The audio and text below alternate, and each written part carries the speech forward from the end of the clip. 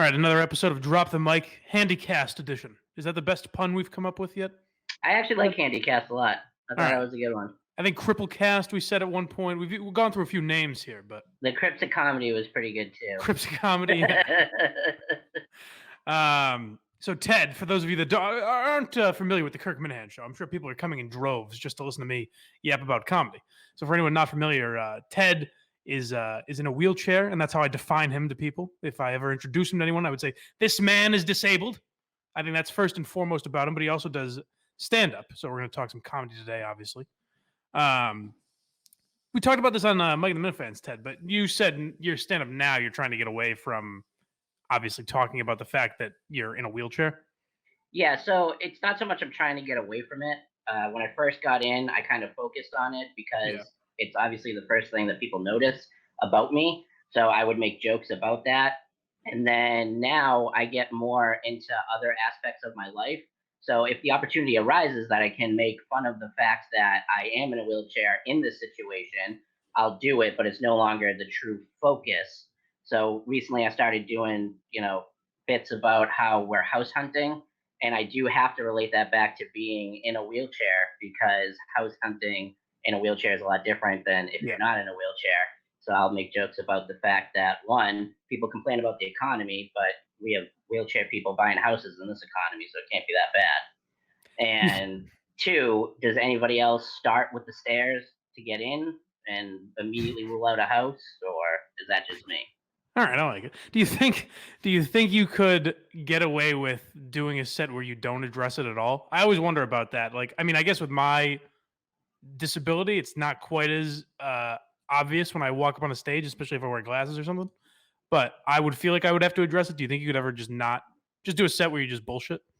So I could in Massachusetts and at places that I do because majority of the time at places that I perform, people have seen me. Yeah. So they don't need to hear. And Louis C.K. does this really well where he makes the analogy that people don't want to hear the hits when they go see comedy. Right, of course. And that's where, like, if you're a musician, you can just go up there and people, they know you, they want you to play the top 20 songs. That's why And yeah, for keep us, going, it's sorry. hard. Sorry about that, but for us, it's hard because every time, and especially when it's local comedy, I don't want to do the same joke that I did last time. So yes, now I could get away from it, but if I went to say New York City and dropped in on an open mic, my strongest jokes, a lot of them have to do with the fact that I'm in a wheelchair, and I know Right. people who are seeing me for the first time would probably want to hear something about me being in a wheelchair because it's different. Yeah. Well, that's actually a good segue into what some of the specials I wanted to talk about today. Just so we usually review newer specials. I think we're going to get in some older ones that Ted brought up that kind of influenced him to get into comedy. But I watched. Did you watch Jerry Seinfeld's new one yet? I still have not seen it yet. I talked about it on the show a little bit this week, but it's just like Seinfeld's my favorite show ever, probably, other than maybe Breaking Bad.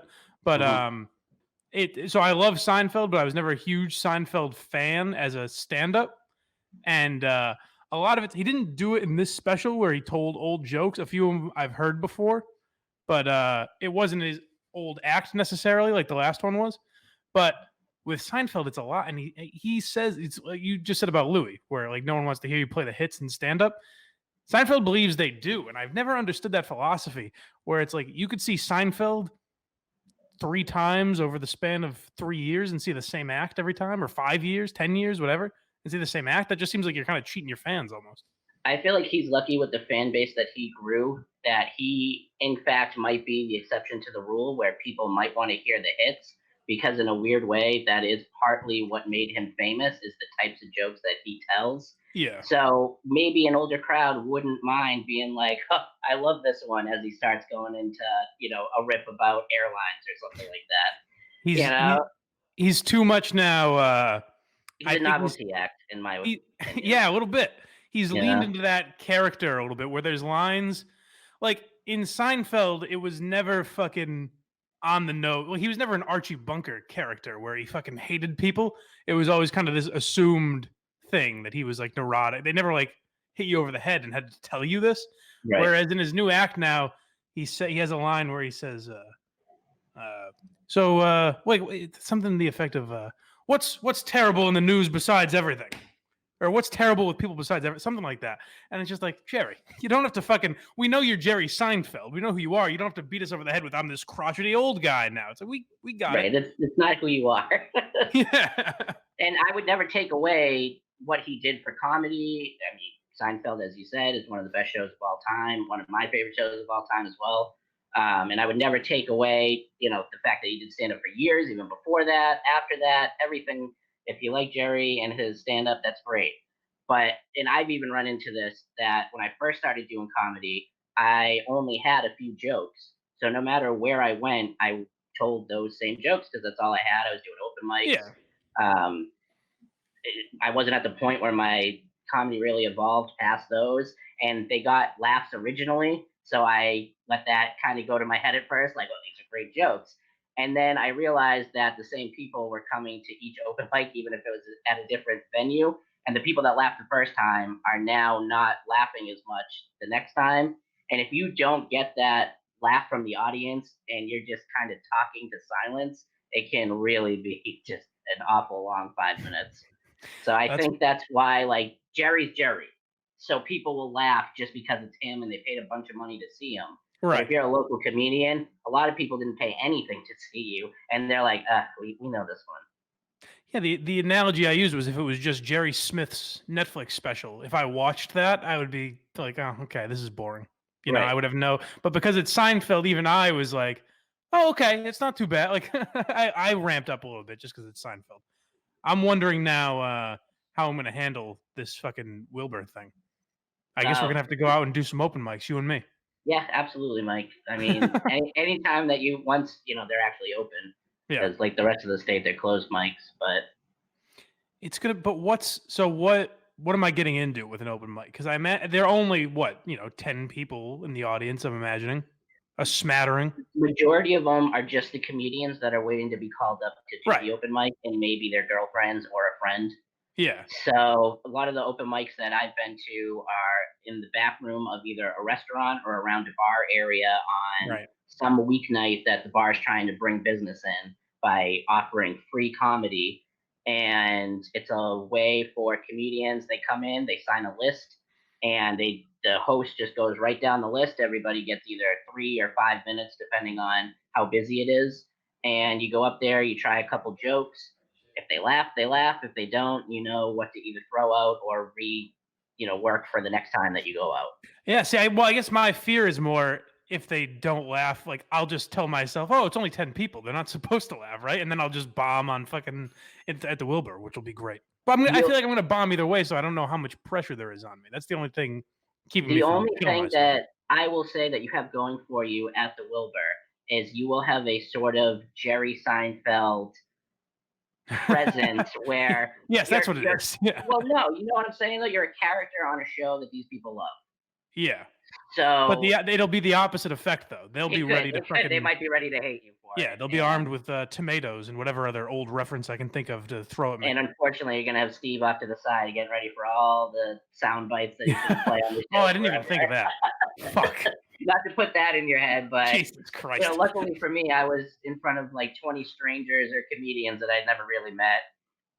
Talking Yeah. about how I can't walk in the back room of a Quincy restaurant, but you'll be at a sold out Wilbur. So it's kind of not the exact same.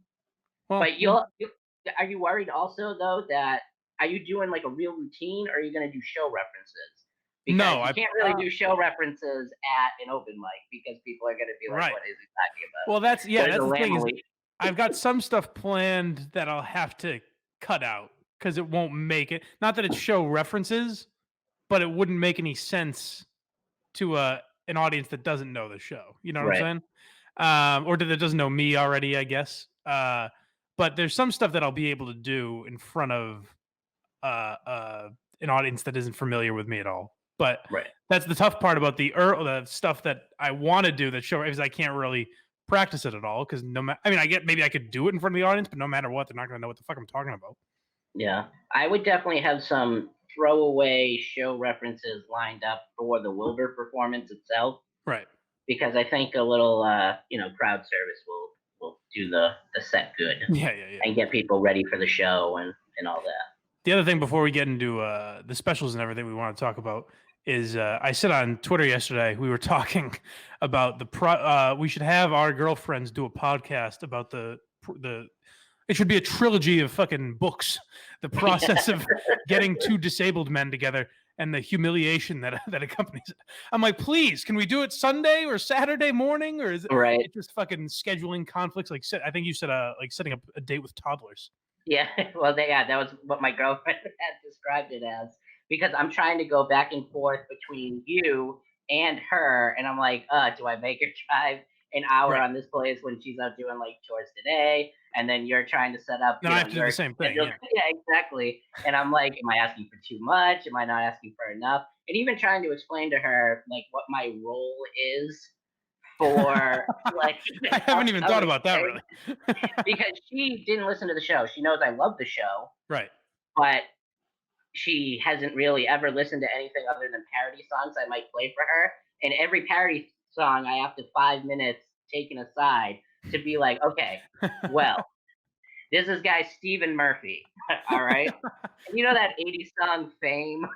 and, and it just goes from there. And then I Yeah. play it, and he knows the humor is there. She doesn't get every reference. Right. But just trying to explain that. No, Okay, Steve this said he was going to open a bed and breakfast. That's why it's funny. You understand? No, Canadian geese aren't just Canadian geese. Right. And then I have to do the same thing with my girlfriend where I'm like, listen, I know it's Mother's Day, but I have to push a kid in a wheelchair around. No, it's going to be funny. Like, that's the whole. No, I get that they're making fun of me, but I signed up for it. It's not me, it's my boss. No, listen, this is how you start at the bottom. Sure, I got to take some shit I get made fun of, but someday I'll be in that shit. You get it, sweetheart? I'll be making some fun of some blind asshole someday. It's actually funny, like how, obviously part of it is humor, but she gets a kick out of how fragile Kirk actually like thinks I am. And I believe I played for her a clip last week of when you guys were talking about how there's just gonna be bones everywhere. Oh yeah, they think I'm going to spill your blood all over the streets or something. Right. Like obviously I'm hoping that we go through this without any, as Steve would call it, wheelbarrow dumping. But even if I did, it's not like I would just shatter into a million pieces. Well, that's good to know. So I've got a little insurance, which is nice. Yeah, just a little bit. So don't let it get to your head though. Don't get too cocky with the wheeling. So that'll be interesting. If you haven't already signed up, make sure you sign up for the David J. Portnoy Memorial 5K on the 23rd. Well, that'll be next week. When this comes out, that'll be less than a week away. So get ready for that. All right. So I'd asked you what special. Well, I'll start with this. I'll say, because I haven't really talked about it on the show yet. The guys that kind of got me into comedy. I think the first one that ever got me into comedy was Frank Caliendo, just because I saw him all the time and thought those impressions were funny. And that led me to looking up shit on. Do you remember? How old are you, Ted? I'm 29. Okay, so you remember LimeWire and Kazaa and all that shit? Yeah. So I was looking up stuff for Frank Caliendo on there when I was a kid, and that led me to Frank Caliendo on Opie and Anthony. And on there, they reference Brian Regan. So I looked up Brian Regan, and Brian Regan was the first. That's the first comedy album that I listened to probably every day for like 2 months. Like that, it made me cry laughing. I think it was the one before I Walked on the Moon. But I Walked on the Moon was also hilarious, and that's what really got me into comedy. Regan and Jim Gaffigan, actually, which is weird. Those guys now, when I listen to them, I'm like, oh, okay. Like, it's not bad. Not that they've changed at all. It's just my taste is much darker, I guess. But when you're a kid, that shit is fucking hilarious. Yeah, and they are funny, and they're good at being really accessible. Yeah. And what I described like Frank Caliendo as like dad comedy, because it was the original, like, I think my dad was watching TV and he was like, you got to see this guy's John Madden. And, I'm like in middle school or whatever. And I go in the room and, there's Frank Caliendo switching between John Madden, George Bush, and he's got like the face mannerisms down. Yeah. And if I saw, that's the weird thing is if I saw Caliendo now, I'd just be like, eh. But when I was a kid, I was like, this man's a genius. Yeah. So it is funny though, because you do need that though to get into comedy. A lot of people just kind of stop there with their Yeah, taste, and they're just like, "That's all I need. I don't need any more." right. And but for us, we use that as a way to learn about other people through them, and Yeah. then we find and we kind of latch on to who we like individually. There is something nice about that, like just finding a guy like Frank Caliendo and being like, "Well, this is my life now." You're I a wish man I of could do it. as simple as I am. Even simpler taste than that would be nice to have, Yep. not fucking with all this bullshit cluttering your mind. But so who are your guys, as Mark Maron would say? So the real first one when I started like really diving into comedy was George Carlin. Yeah, I know it might be cliche to say, but yeah, I in very early high school started getting like really anti like religious, and the government yeah, controls yeah, us yeah. and everything. And of course his comedy, especially in the 90s and the early 2000s, was perfect for me. It just affirmed in a funny way everything that I had thought, and I would like use it as a way to like challenge like my mom on like Christianity and stuff like that. And I'd be like, no, but Joe Pesci is just as powerful as God, And then I would like recite his lines to her, and I would watch her kind of be like, "I hate that I don't have an answer for that," but it's also that it was funny. It's funny though you say like Carlin would be kind of the cliche answer, like everyone says Carlin or Pryor, but Yeah, honestly for our age, not as much. Like I think right. you and I are at the age where it's mostly Burr, Louis, Chappelle, maybe like Dave Attell or Norm Macdonald or something. But Yep, not as many people are. A lot of people our age probably don't even know who George Carlin is. So that's kind of interesting that you got into him so young. yep. And then what I would do is I would just look up YouTube videos, and I would just watch the 10-minute clips of his best bits, and then that led me on to like people like Bill Hicks. Oh, Um, really? yeah, so I love Bill Hicks. See, that's another one. That's a weird one for a kid to be into. Like I didn't even know who Bill Hicks was till I was probably 20 years old. Yeah, I always liked the darker kind of sense of humor and keeping it like very realistic to the world and just citing examples for your humor. And then I use that to get into like Greg Giraldo, who Yeah. obviously I found him based on like the early roasts, Yeah. where he would always go up there as the nobody comedian, and they would just be like, "Well, you might know him from this roast," and then here's Greg Giraldo, and he would just go up there and just annihilate everybody and have the best jokes of the night. I don't Yeah. care what anybody says. I think he's better than Jeff Ross. Oh, he And was fucking yeah, Geraldo probably would have been well, I would say Geraldo would have been Jeff Ross if he had lived, but Geraldo was also more Jeff Ross is I feel like friendlier to the Hollywood elite and the yes, Hollywood lifestyle and all that shit where I don't think Geraldo would have been. right, and you can tell that celebrities are honored but to be insulted by Jeff Ross, Yeah. because after the show he's like, "That's just what it is," and they're like, "Oh, he said a negative thing about me. That's so funny." But Greg Giraldo was actually like, "I don't fucking care Yeah. if you think I'm an asshole or not. This joke is hilarious." Did you ever see And the tough crowd clip with Geraldo and Dennis Leary? I did not. Oh, look that up when we're done because Okay. it's actually well maybe no, it's not worth playing. Just look it up when you're done. But it's Dennis Leary was on a Tough Crowd with Colin Quinn on Comedy Central back in the day, Yep. and it was like a political show. Like they would talk about whatever was in the news that day. It was daily. It was right after the Daily Show, and Dennis Leary just like wasn't really prepared and just kind of threw out his bullshit kind of hack responses to certain topics and he starts making fun of Geraldo for writing his jokes.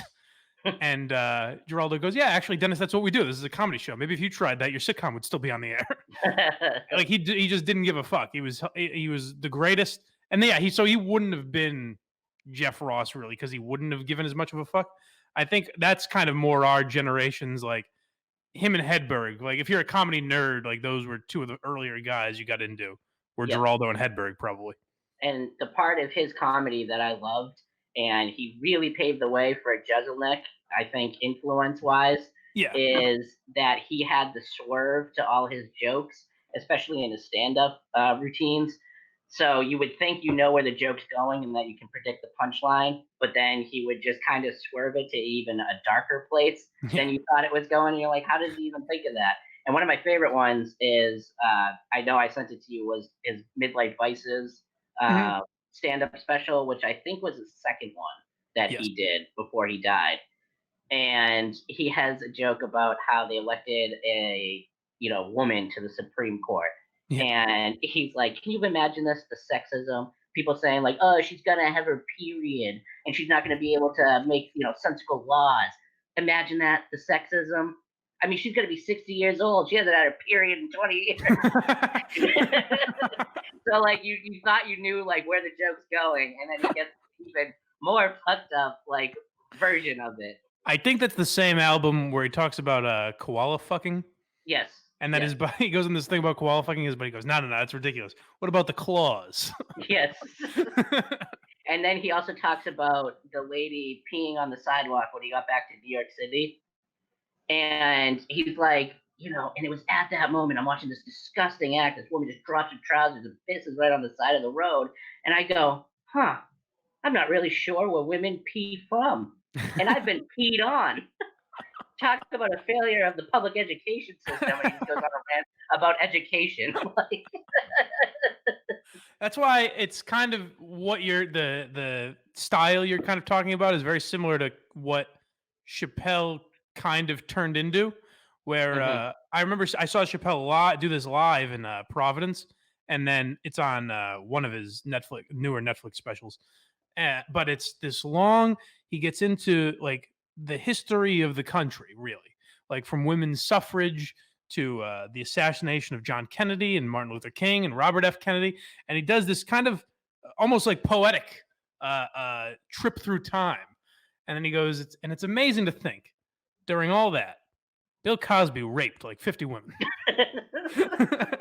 And that was such a different Chappelle style than his first, like Killing Him Softly, like that era Chappelle. Right. And it's funny when you were talking about that. That's what it reminded me of. It's like it's very similar, where it's a long setup and then a complete misdirection. And I don't like that people don't like when comedians evolve into even just slightly different comedians than they were. Because I don't want to hear Dave Chappelle telling the same bits that he did back, Right. in like in the Killing Him Softly, days. No, He's a because different person what you now. get is what we just talked about with Seinfeld, where it's like, all right, you're 60 years old talking about Pop Tarts. You're a fucking a billionaire complaining about having to go out to dinner with your wife. It's like I don't really buy it. So Right. I want to I hear think you kind of have to evolve. right, and I want to hear people talk about their lives. It's the same thing with music. A lot of the reason that I hate like the mainstream, like like boy bands is because you have like the Backstreet Boys now 25 years later singing these songs that they wrote when they were in their 20s or didn't even write, but that like teenage girls who are now in their 30s going to see just the same stuff. Like Yeah, I would want like that's why I don't respect them as like musicians. I get that their appeal for people that like that stuff, yeah, but for me, I like when my artists evolve and I want to hear stuff that they're dealing with on a daily basis. Like Dave Chappelle just saw the state of the world, and I think his last special, I know you guys talked about it on the show, but is one of the most important stand-up specials oh yeah, in years, it's if great. not all time, just because he only does it because he can. Yeah, And he's just making a point. It's called Sticks and Stones, and yeah. And people no one think got the fucking joke. No one got the joke that's in the fucking title of the special. like words don't really hurt. Right. They don't. Like And it has been, I think Corona's helped, but I feel like since then we haven't had. I mean, you can even listen to the show where it's like the first couple months, it seemed like every day there was a story of fake outrage, and yeah, then not that that special in particular changed the world in an instant, but it seemed like after that there weren't as many, and now with coronavirus, I think we're almost at the point where, like I talked about the mayor from San Antonio passing a law that made Chinese virus hate speech. mhm. Like that's the first story like that I've seen in months, where I think we're now at a point where, oh, shit's actually bad. We have to stop complaining about every time someone says bitch in a context that I don't like. Like we're at a point where now we can't just call everyone racist because there's actual shit going on. Right. But I think it's coming, and I Yeah. think it's gonna. Oh, I you think think it's it's coming gonna come back? back. Yeah. It will. I Once this all ends, it'll be back because then things will start to get back to normal. Everyone will be fine. and then Yep. President Trump will lead us back to greatness, and And then and and then everyone will be bitching again. and everybody is already taking their party line, like even on Twitter. The exact people that you would think would be against ever opening up anything are saying that we're opening up too early. And I'm not one of the people that are downplaying the coronavirus at all. I know how serious it is. But the people who are outraged that places are opening now would be just as outraged 3 months from now if they decided to open them. Right. Like realistically, we can't keep everybody inside forever. So, It like, will it will be interesting to see how this kind of affects stand up. You might have a little more insight just because you're doing open mics and all that type of shit. But I'm curious what like I'm going to talk to Mike Feeney in a bit, or if you're watching this, I talked to Mike Feeney last week, and wasn't that great, folks? It was a terrific interview. But I'm curious to ask him because Mike Feeney's a guy who's at a level, and Shane Gillis, who we talked to on the show, was kind of at a similar level. Where I mean, at least Shane has his podcast that he's making some money off of. But there's a lot of guys in comedy now who are doing it full time or on the verge of doing it full time. Who, if this lasts long enough, they're just going to have to quit comedy. Like it's not going to be a viable career path. it's definitely going to hurt everybody in comedy as a trickle down effect because you have a lot of people right now who are used to like comedy is all they do. Even if you don't know them and they're not on a Netflix special, they're headlining all these cities and all these clubs around the world or especially across the country in a manner that allows them to live off it. Yeah. Now they're not working and they paid their dues through years of doing it. So when everything opens back up, they're going to be the first ones that get those roles. And you're going to see a lot of people who used to headline now have to feature for less money for these other big name people that need to drop in and work on comedy because, they got a special and they got Netflix to worry about and they have to churn out another special in 2021. And so now they're going to be the headliners. All these other people who would be headliners are now features. And you have people who, like me, and people above me, like I'm a nobody in Massachusetts comedy, but I've opened for people who would normally headline who are now not going to be getting these headlining gigs. So I think you're going to see a trickle down effect. Not to mention all the restaurants and bars and venues that are going out of business. And are they going to be replaced by people willing to have comedy? Like you don't know. Right. Like what's Laugh Boston going to be if we're closed for 8 months or something like that? Like that's Yeah. going to be fucking rough. They're Who just have you? lucky that they're attached to the hotel that's there. Yeah, that I don't know what how that works. Like who I owns don't them, but either. that might be a help. Yeah. Yeah. How who have you opened for? Anyone I would know? Do you know Dan Bolger? Oh yeah. I've seen him at the left. I've seen him open for Joe List and Mark Yep. Norman. I think. Yeah. So him, I He's a actually funny guy. had. Yeah, I had Don Zolo on my last show. He Okay. does. He did like a YouTube series with Julian Edelman. Oh, okay. Not too long ago. They just did a couple like short comedic, videos. But Yeah. I had him as the headliner on that last show that I did. That I had messaged you about. Yeah. And then Sean Sullivan, he actually lives a town over from me. So I know him from there, but he has an album out called Song and Dance Man. Okay. But those are just a couple of the people. Nice. And I think the other special you messaged me about is one of the most underrated ever, probably from one of the most underrated guys, and a guy who I think about to this day. Like I don't think about Giraldo that often, even though he was one of my.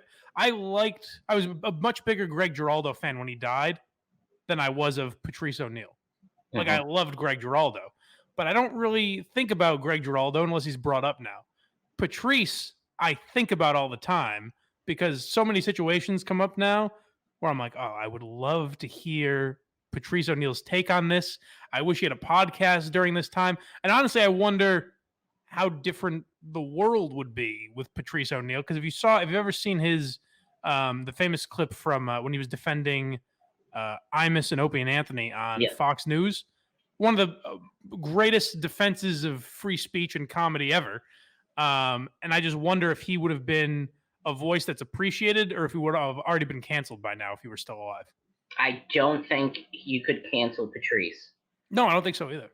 I think he's one of those people that, like a Ricky Gervais, where they just don't care and they would never apologize.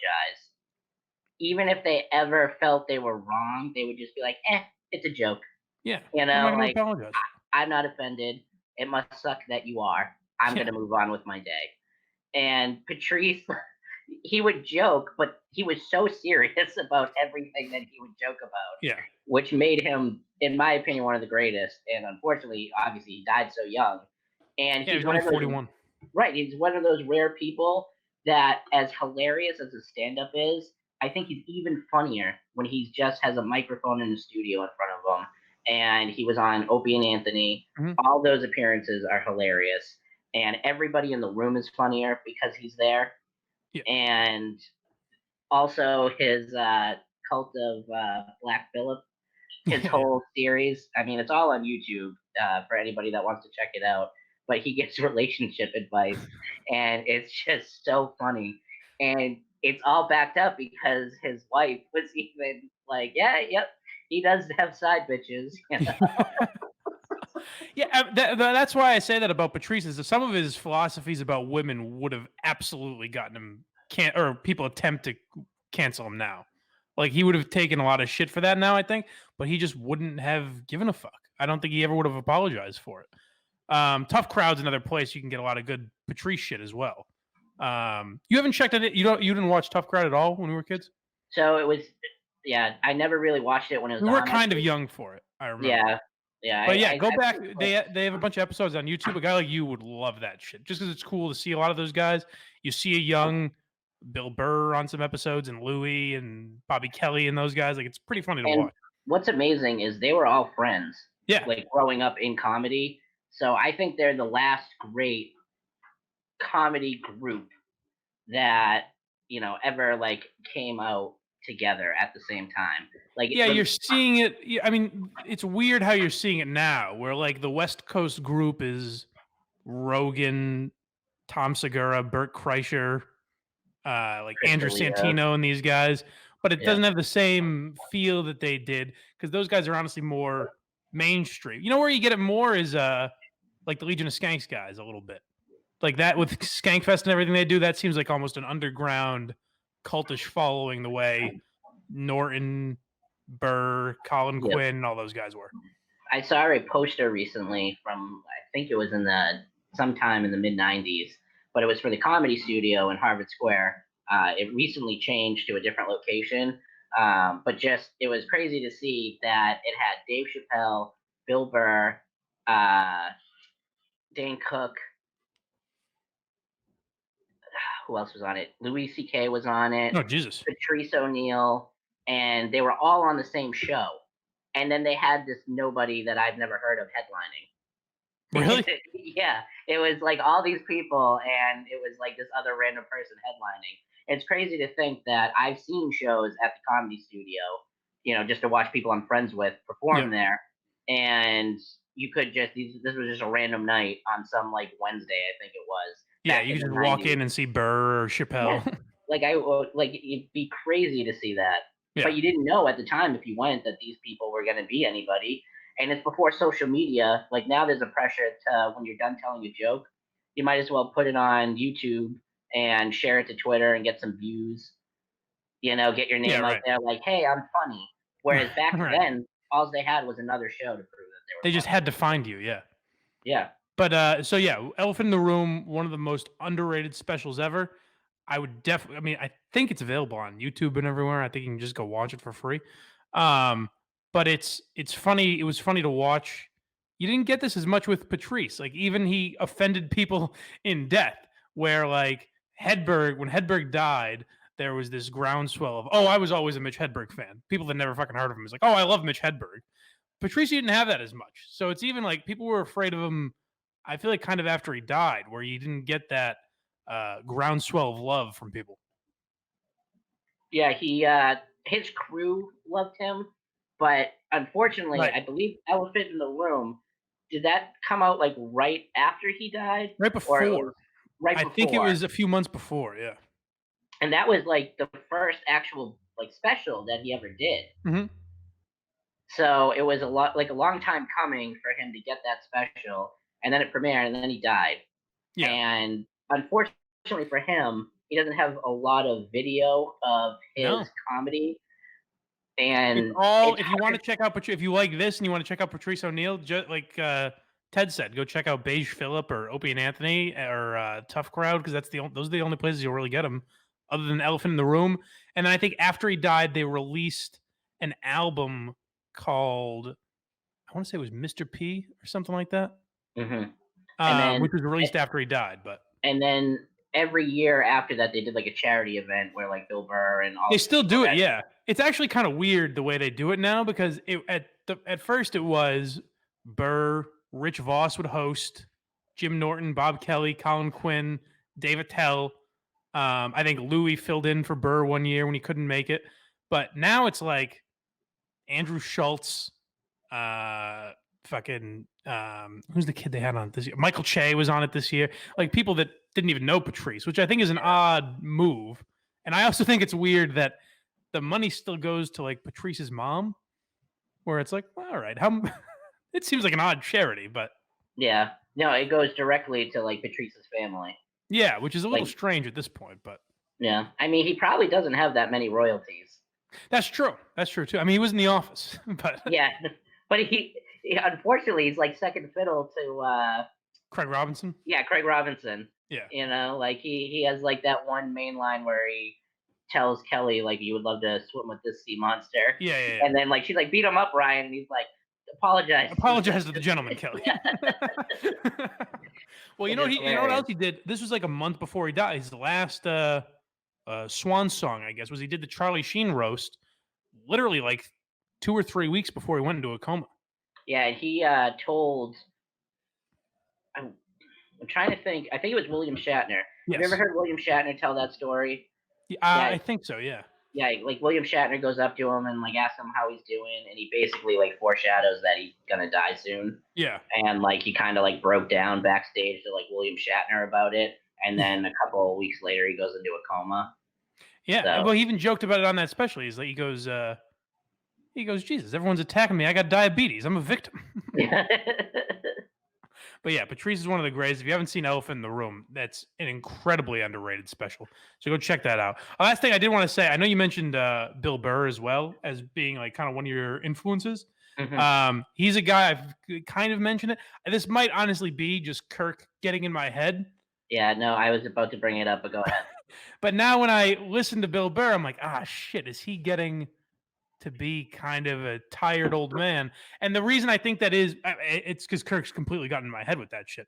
But also, Burr's whole act was kind of being an old curmudgeon, but he was a young guy. hmm But now he's in his 50s. So it almost just sounds like an old curmudgeon. Like it's not as interesting as it used to be, I don't think. Does that make sense?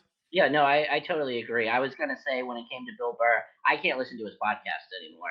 I Uh, stopped listening. Not that I can't, but I just stopped listening kind of naturally, I guess. So I don't listen to like really any other podcast except you guys' show now because one, the length of it, and I would never say make it shorter. I enjoy, the 3 hour episodes, Right. whatever time wise, it's fine. But I work a full time job, so I catch up either before or after work on the show, so I don't fall behind, and I don't want to like miss any episodes or fall behind because you try to go on Twitter and see what people are talking about. Right. And if you miss a day, like you're way behind. Yeah. But Bill Burr's podcast, like it's just not for me anymore because he just rants and then he's like, yeah, but what do I know? Like after the 20 minutes, which is fine. And that's what I liked about his comedy is he would get so angry about so many things. And being from, the Boston area, he was like one of us, Yeah. like where he just gets so irrationally angry about all these things and they all Right. spiral out of control and he takes it to extremes. Then he's like, yeah, what do I know? I'm full of shit. But I don't want to listen to that every day. Like Yeah. his specials are so refined and he's perfected each joke and analogy that it's great, but I don't need to hear 2 hours worth of Right. ranting He's on. amazing. He's still one of my favorites. I don't want to come off like I'm shitting on him. But another guy who kind of got in my head about it was I don't know if you know the comedian Kevin Brennan, Neil Brennan's brother. Yep. Where he I think he ended up doing a podcast with Bill Burr about this. But he had said he was kind of shitting on Bill Burr, where he's like, "You're a fucking millionaire. You can't have this many problems. You're really mad about going to the fucking bank." Yeah. And it's like, well, That's kind of true, I guess. Yeah, Like he can't be that angry at everything all the time, and that got in my head a little bit too. He's still one of yeah. the greatest ever, You but do have to suspend a little bit of disbelief when of it comes course, to comedy, yeah, yeah, you know, because the intention is there. I mean, if you did that for any comedian, you could just look at them and be like, "You have a swimming pool in your backyard." yeah. Right, that's Like, true. how are you angry? You live in LA, Right, you know, like that's why for a time, did you ever like Daniel Tosh, like before he yeah. got like his Yeah, show and yeah, I everything? loved it. I mean, I loved his stand up. He just doesn't do it. Like, I haven't seen a special from him in a while. He I, doesn't I come around like here. I liked his persona because he actually embraced that aspect of it. Yeah. You know, it was like right down to people would say to him like, "Oh, I could never live in LA. I like seasons too much." And he was like, "Well, yeah, that's why I live in a place that skips all the shitty ones." Yeah. You know, and he was just like, "I'm better than you, and I know it, and here's why." So I get like that aspect of it too. You know, you do have to Taj is buy Tosh is at it. a weird career where he was a very good stand up, but I guess he just got comfortable making a shit ton of money for Comedy Central, and he's not. I mean, good for him that he's making all that, but he's Yeah. just not relevant anymore. Just because I don't know who watches that show other than maybe 18-year-olds, I guess. Yeah, that's why I always respected like Dave Chappelle more than him Yeah, because Dave Chappelle did the opposite. He hated the fact that his show got as big as it did because it ruined his ability to do stand up. That's yeah, really the only thing that like made him happy was that he could go and do stand up and people just started yelling like Rick James at him yeah. during the entire set. I don't know how much you pay attention to Tom Segura and Burt Kreischer and those guys, that whole crew, Hmm. but I know Burt Kreischer. I think it was on his podcast. Was talking to Tom Segura, and they wanted to play a prank on Daniel Tosh. I guess Tosh is a very like introverted guy, doesn't go out a lot, but they're like friendly with him, I guess. And Burt Kreischer wanted to show up with like 50 people at Daniel Tosh's house and just be like, "Hey, Daniel, we're here for the party," and like force him to let everyone into his home. And I guess everyone, like they called Burr about it, and Rogan and Tom Segura and all these guys, and they were all like, "Don't do that. Like he'll freak the fuck out." So I guess he's not a very playful guy, which is kind of That's so weird disappointing. to me, like knowing his persona that he like has on his show and on stage. That I figured he would have been, you know, like a people person. Yeah, it's a little disappointing, but I mean, who knows, I guess. All right, Ted, this was fun. I enjoyed this. We'll have to get you on again when we do just regular reviews of specials because instead it's just me ranting to myself. So I'm enjoying talking to you about comedy. Yeah, absolutely, Mike. Thanks for having me on. And this time next week, we would have just done our training run for Yes. wheel. Yes. Or if you're watching this, it'll be this time next week. We'll have accomplished the 5K. What unbelievable speed that was. Oh yeah, I mean, We're in the future here, Ted. oh yes, number Yes. one in the wheelchair division. Unbelievable. All right, guys. We'll talk to you next week on Drop the Mic.